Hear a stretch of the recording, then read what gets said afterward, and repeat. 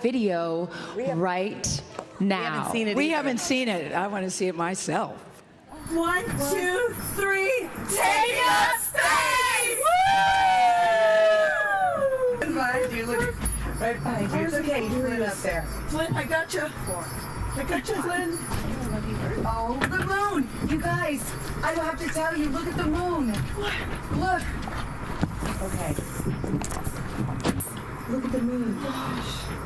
Oh my gosh. Thank you so much. Whoa, whoa, whoa. That's amazing. Oh my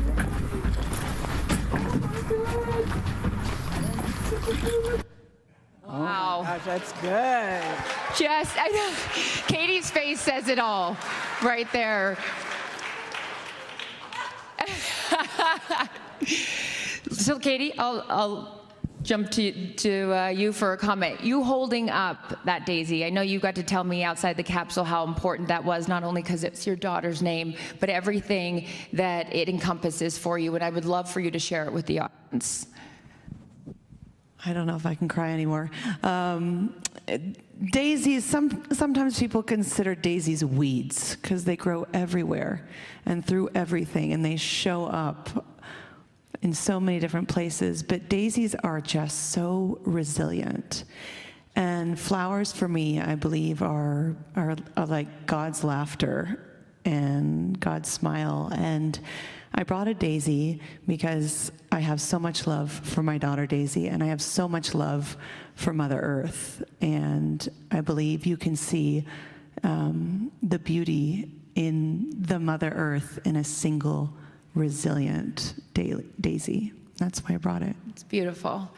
Gail, when you saw even just a snippet of that right there, first of all, congratulations, you did it. Oh, You did it. I You did it. know. What's funny about this, Chris, is that our instructor, Sarah, my new best friend, said, "You are my most success story because I've never trained anyone that was afraid to fly or was a nervous flyer. So I consider you a big success." And I'm so proud of us. I really am proud of me because I never in a gazillion years thought I could do this. And I just saw a video of us walking up the, I don't want to call it plank, but what's the proper thing, Lauren? That's right. You can call it anything you want. You're an astronaut. No, but walking Dancing up on the threshold of life. Yes. Walking up the platform and people are ringing the bell and everybody's smiling and I'm just walking in. And it's because at that moment I was so afraid. I just wanted to get into my seat because I just wanted to let the training kick in. I just wanted to get inside the capsule and sit down. So the process of walking up there was a little daunting for me. And I got a text from a friend who's from Germany. So, you know, you have to appreciate the sense of humor. He says, once you get there, you're going to feel like it's sex with the gods. I said, well, that's never had sex with a god to my knowledge, so thank you for the visual.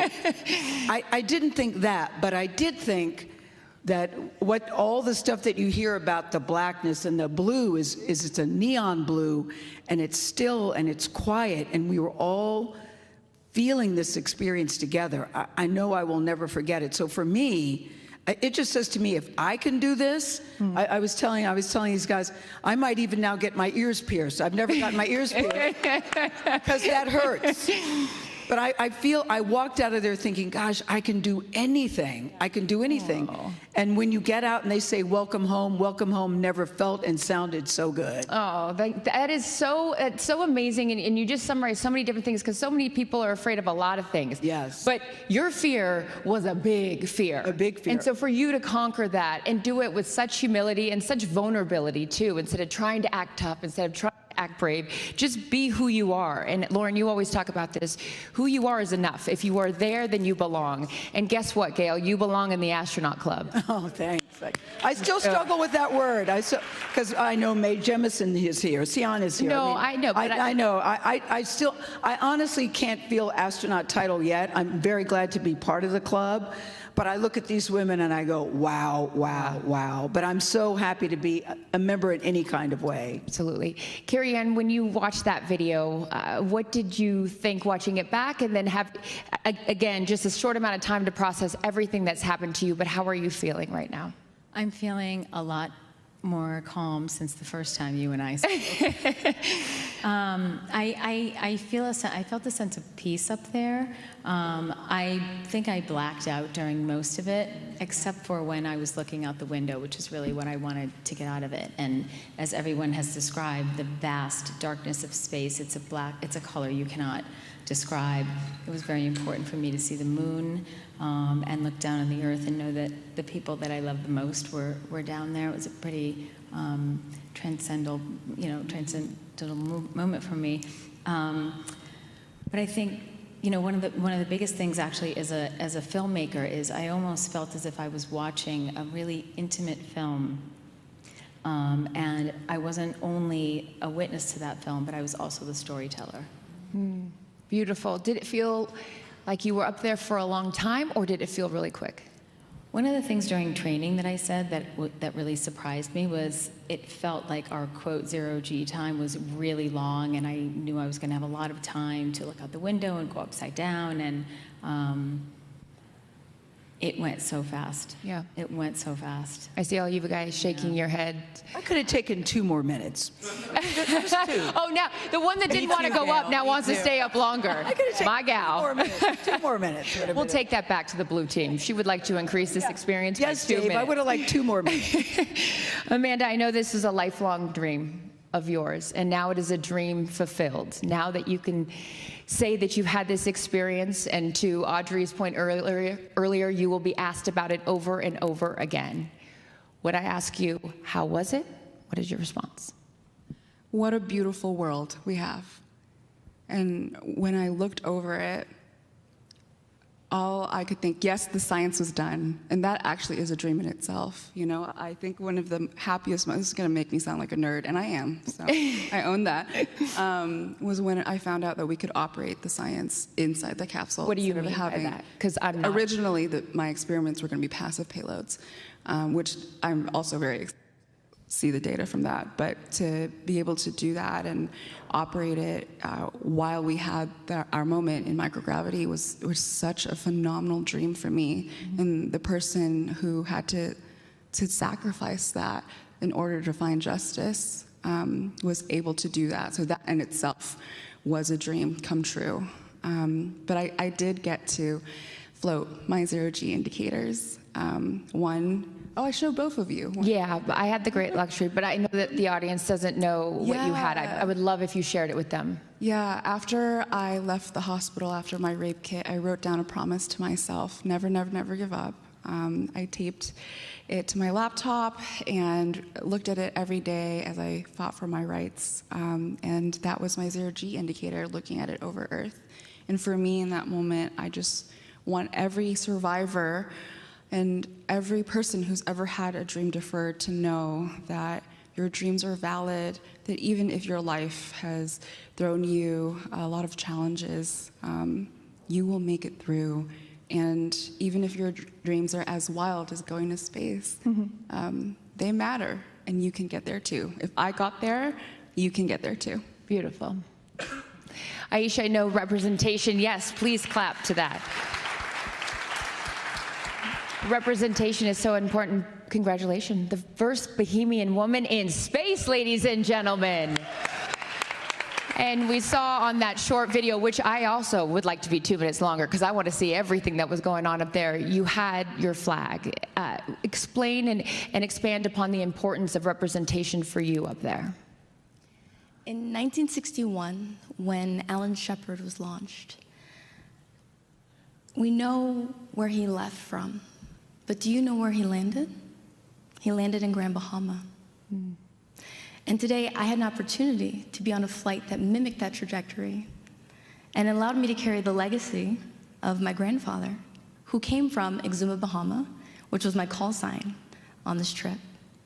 And I carried the flag of the Bahamas as a powerful reminder of the past, the present, and the future of space. And your grandfather was here today. Yes, he is. He's right there. Where is he? Where is he? There he is. There he is. 92 years young. Thank you for being here. You must be so proud. All right, I would love to open it up now to the press for some questions, and I know that appropriately enough, the first question comes from EBS Outlet. Hey everyone, I'm Mark Strassman with CBS News. Congratulations to all of you. Welcome home. Gail, I want to direct this question to you, but anybody else can answer it. So after all the anxiety and preparation and prayer and meditation and training, what about this flight surprised you, and would you do it again? What surprised me? I got a little lightheaded, Mark, when I was coming back. I thought, am I going to pass out from the 0 Gs? I actually thought about that. Then I thought, I can't, and I didn't. So that surprised me. But the thing is, I can't stress enough how well prepared we were. The training, we did it over and over and over again. We prepared for if there's a fire, if everything doesn't go according to plan. Which, by the way, you guys should know, Blue Origin has backup after backup after backup after backup. So I was very grateful for that. But we were so well trained and so well prepared. I wasn't really surprised by anything. We were all expecting the noises that we heard. We were all expecting a little bit of a vibration when the parachutes deployed and they yanked you back up and brought you back down. So we were very, very, very well prepared. So that wasn't what got to me. What got to me was how calm I felt, because I really was, I can't stress enough, guys, how terrified I was. But it was so calming to me, and it was so peaceful. And you know, the guy that drove me this morning, his name is Tony. I fell in love with Tony. He's from Montana. He's 32 years old. And he said, it's so great that you get to do this. I said, really? You think it's great? He goes, no, it's great. I would do it, and if I could trade places with you right now, I would trade places with you right now. And I said, but what about the danger? Do you think about the danger? He said, the biscuit is worth the risk it. The biscuit is worth the risk it. And I went, well, okay, that's one way to look at it. I said, let me write that down, Tony, the biscuit is worth the risk it. And then he said, but you don't understand. He's done 4 missions. This was his 4th. He said, we've never had a mission like this. The energy is different. Everybody is so happy for you guys. And I said, why do you think that is? He said, because it's very empowering. He's 32. And I said, do you have a daughter? Is that why? He goes, nope, I don't have any children. I'm living the bachelor life and enjoying it. But he said, it feels so empowering, and it has a specific reason that I find myself empowered by what you all are doing. Says this 32-year-old young white guy to me. Yeah. And I was so blown away by that, his sincerity of that, and what this meant to him. So I think, Mark, I'm taken aback by the number of people that have been encouraged and inspired by what we're doing. You know, I've heard people say, oh, okay, you guys are going up on an 11-minute ride, which, by the way, I resent the word ride. There was nothing about a ride. This is a frickin' flight. This is a frickin' journey. That was not a ride. It was not a joy ride. Yes, please applaud for that. And so I'm blown away by the people that are really, we've had some cranky Yankees and haters. I've heard you. I'm not going to let you steal our joy. But most people are really excited and cheering us on and realize what this mission means to young women, young girls, and boys too. Historic moment. Yes. Historic moment. The first ever, very rarely in your life do you get to be a part of something for the first time. The first ever all-female crew. And I know you guys are so appreciative of all the incredible women who have come before you, but the first ever all-female crew is worth accentuating over and over again. So congratulations to you guys on that. As we look out here into the audience for another question. Okay, yes. Hi everyone, Emma Hinchliff with Fortune. Carrie Ann, I'm curious if film and television of space has lived up to what you saw, and if you have any ideas for a movie. Oh, that's a good one. Thank you. Thanks for that question. This all came about kind of quickly for me, the way that the mission unfolded, the training leading up to it. And so I didn't really have a lot of energy to think about how I would put a film together for this, nor prepare for it. I really wanted to be in the moment. I wanted to live this with my crew. But I do believe women are underrepresented in many industries. Equity in male-dominant industries is not getting any better any sooner.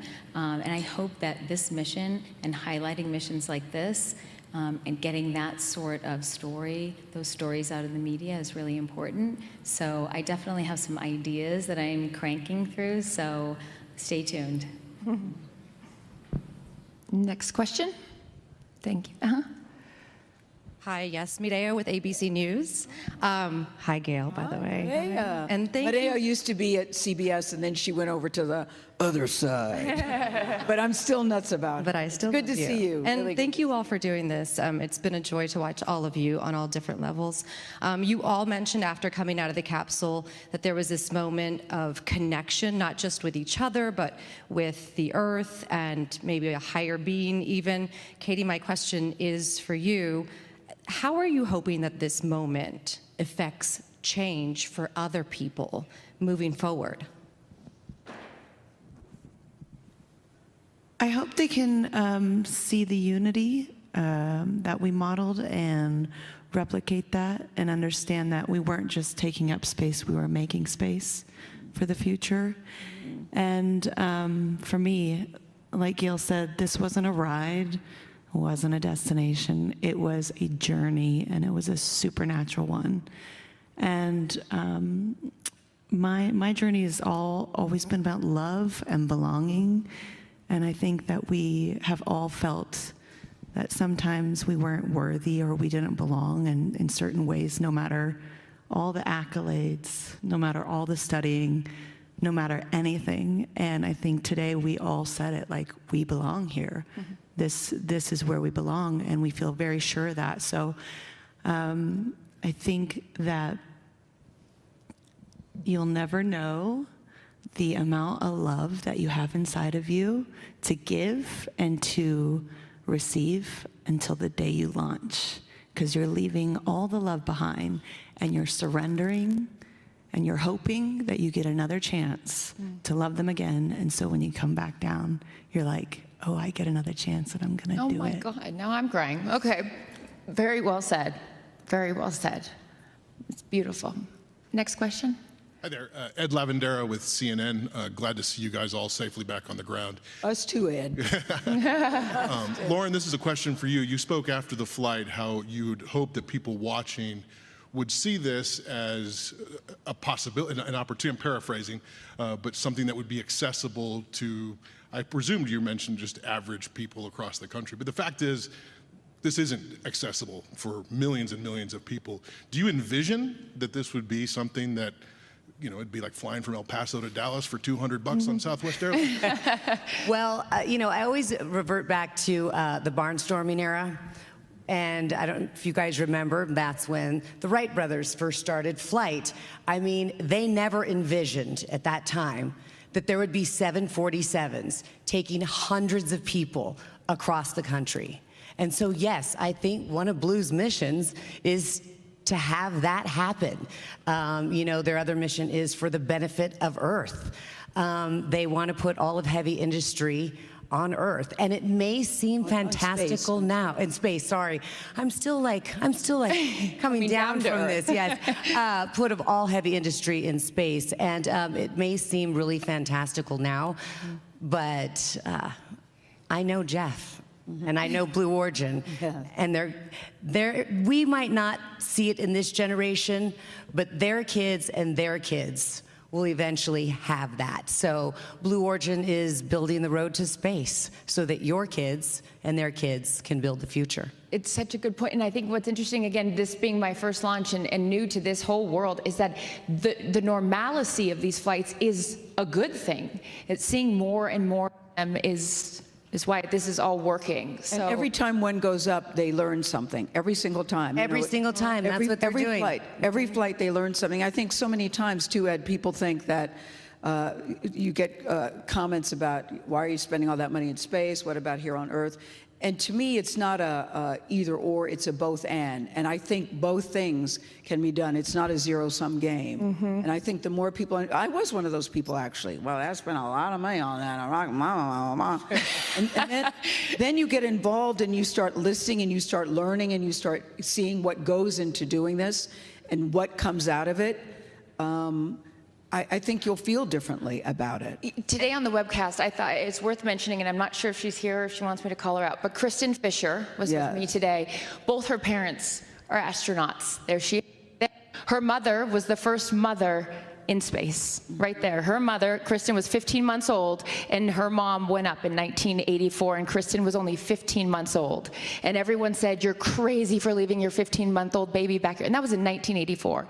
And think now we sit here, as we just witnessed, the 11th human flight on Blue Origin, and we have mothers, and we have a grandmother that went to space. So seeing the frequency in which this is happening speaks to, I think, again, I'm new here, so I'm not trying to be the expert. Just observation as now a fan, because I would encourage anyone that has never been here, like me, prior to today, come here and see what they're doing. It is awe-inspiring, and it's motivating, and it makes me emotional. But I do think it's tough, though, when you talk about mothers. I mean, I'm a grandmother, because in the back of your mind, you know there's a risk, Clarissa. You do know that. And I, at one point, had started writing a letter to favorite son, Will, and favorite daughter, Kirby, and Oprah. Those are my 3 kitchen cabinet. And I was going to leave it on my kitchen counter, saying, you know, many things that I wanted to say. And then I started writing, I don't even want to put that in the universe. I don't want to put that in the universe. I want to go in this thinking that I'm going to return with all my body parts, and that I can do everything that I said I wanted to do. But you can't help on some level think about it. Sure. And I'm not a risk taker, but I do believe when a mission is this big and you're working with the company that you know, I mean, I can't tell you how safe I felt with these people here. When you know that I think this flight, I guess what I'm trying to say, is so much bigger than us sitting on this stage. We all know that. This is great and wonderful, but we all know it's so much bigger than what we just did today, and bigger than all of us. And going back out in the world outside of here and telling everybody your story. You guys are all storytellers. In the audience, I know we have another question. Hi, this is Brian from People. I'll stand up. Sorry. This is Brian from People Magazine. I just want to congratulate you all, and it was such an honor to watch. Gail, you spoke a little bit about this before, and you kind of mentioned it again, but I was wondering, you know, we've seen some chatter online, if you could respond to, like, you know, the criticism that you have seen about, you know, the flight. Yeah, thank you. Well, this is what I feel, Brian. I feel anybody that's criticizing doesn't really understand what is happening here. And we've all heard it, and we were even all talking about that. And I hope that they will do a deep dive into what this represents. We can all speak to the response we're getting from young women, from young girls, about what this represents. So, you know, I made reference to it being a ride. This is really a lot of work, what went into getting us up and getting us down. Thousands Lauren, and thousands. You should pick up well, on this. I'll take it a little bit.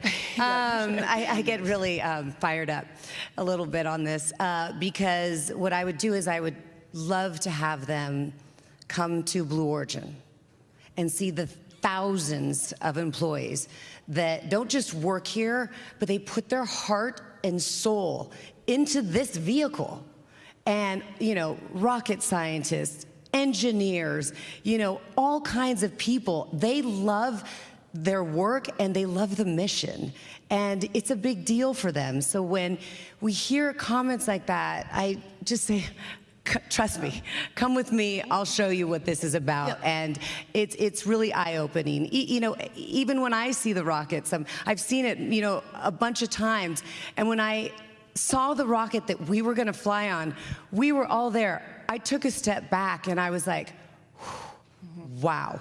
I can't imagine all the work that went into this one rocket to send all of us ladies into space. Yeah, and by the way, thank you to everyone at Blue for that, because that was a moment. We all kind of just took a deep breath. Oh, that was a scary moment. I was a wow, like, God, that thing is big. She's pretty, but she's big. But I would go back to Brian, too. People think it's an either-or situation. You know, you should hear Aisha's story. She's told that you're dreaming too big, you need to dream smaller when she said she wanted to be an astronaut. Amanda is a sexual assault survivor who had to choose between pursuing justice or going into a space program, and now they're both sitting here. I mean, you look at these. I don't have to tell your story. You should say. No, you should say when people say. I want to tap criticism. in here, Brian, because I wish those who were criticizing the mission could read the messages in my inbox. There you go. When I decided that I was going to pursue aerospace engineering, it was after my high school guidance counselor told me that I should pursue cosmetology because she did not think that I would be suited for this field. I went from pre-algebra in community college to do 2 degrees in aerospace engineering to working for NASA to being able to sit on the stage and say it is bigger than the criticism. She's a rocket scientist, just saying. I am seeing boys and girls around the world say, I am inspired, and I see myself in this crew.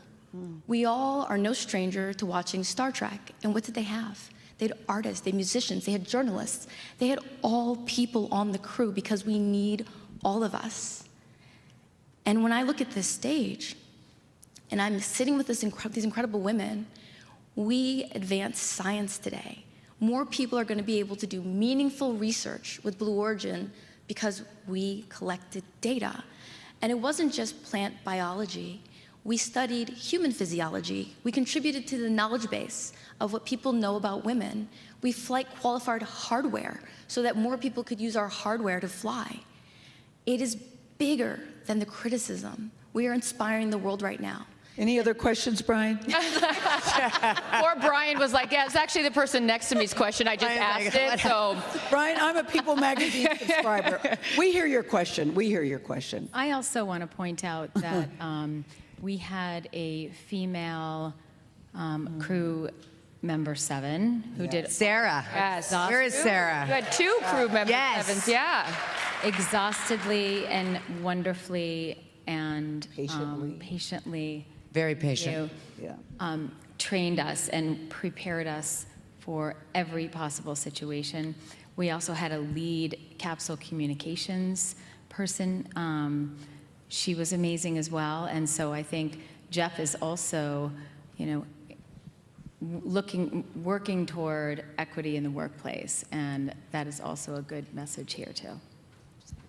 Next question. Hi, all. My name is Samuel Maud from Elle. It's good to see you all again, and thank you so much for doing that beautiful cover for us. We're really so happy with how it turned out. My question is for Katie, and you mentioned that you sang What a Wonderful World up in the capsule, and I wanted to hear from you if you knew you were going to sing that song before and why you picked that song. Well, I don't know if any other pop stars have been to space, but I thought I wasn't sure if I was going to sing or if I wasn't, because I just wanted to honor my fellow astronauts and just, hold the space in space. But I did come around to just singing a little bit of What a Wonderful World. And I didn't pick one of my songs because, again, it's not about me. It's about the collective, and it's about the view that we get to see, that we're humbled by, and how wonderful our world is. And so I just thought that was very apropos. And I was singing that song years ago and had no idea I'd take a little snippet of it. What did you all start thinking when she started singing that? Were you just like, oh my gosh? It was great, Carissa, because we'd been asking during every rehearsal, Sam, this is why this is such a good question. During every rehearsal, we said, Katie, you got to sing something. You have to. We were begging her. Is it firework or roar to the moon and the stars? You got to sing something. She goes, actually, I don't. She did tell us that. We were like, what? She said, actually, I don't. So when she started singing, weren't you guys all surprised when she started singing? I stopped talking. Yes. Just listen. Well, and I can say this as your friend, that takes a lot. And I love you. That's true. I love you so much, I can say that. So you definitely left a mark. And Katie, the perfect song, too. It was so beautiful. No one wanted to join in, which we might have done if you had sang Roar or Firework. But no one wanted to join in because her voice was so beautiful singing What a Wonderful World as we're coming back down. It was quite a moment. Beautiful. Next question. Hi, Eva Monterrey with NBC Telemundo. Congratulations, everyone. Katie, you sung about being strong, about roaring and rising up, but during liftoff, with the rocket shaking beneath you, did you feel that powerful, or did you feel overwhelmed or fearful? And if you would like your daughter to go to space? Oh, that's a good one. Since Daisy's been 3, she's always been like, Mommy, I want to touch the moon. And after we got back, I got to give her a big hug just now. And then she just looks at me and she goes, what are we doing today, Mom? I was like, you can have your iPad.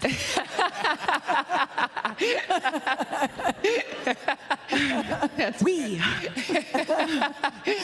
That's so funny. We were feeling all the things, and it surprised us. But I think one of our words was surrender. You know, like as a mother, and as the opportunity to be a mother, I think the only other time I felt this feeling at dancing at the threshold of life and the unknown is when I'm about to become a mother, and it is like, just take over, take the wheel. Yeah. I just gotta let go and just know that you have the best in mind for me. And so, yeah, 10 out of 10 review. Daisy, go to space. Next question. That's it? Okay. All right, you guys. Can we give it up one more time for the newest astronauts here at Blue Origin, a historic mission?